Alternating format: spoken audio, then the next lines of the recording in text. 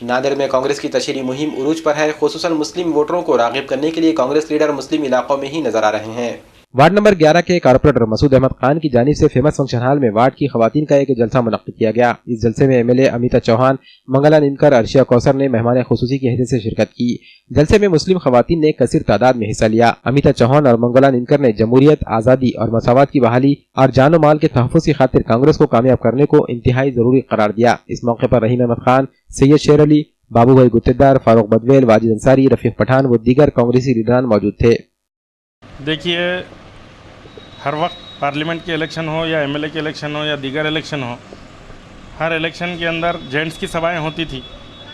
لیکن اس الیکشن کے اندر یہ ایک خاص بات یہ دیکھنے میں آ رہی ہے کہ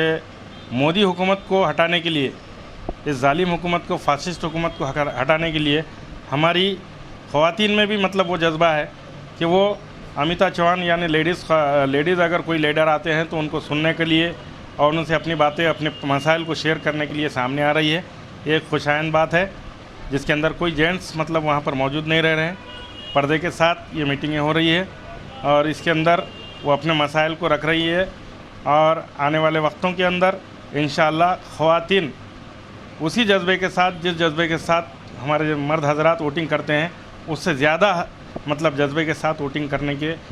موڈ میں ہے، اور انشاءاللہ یہ ہمارے لیے کامیابی کی ضامن ہے۔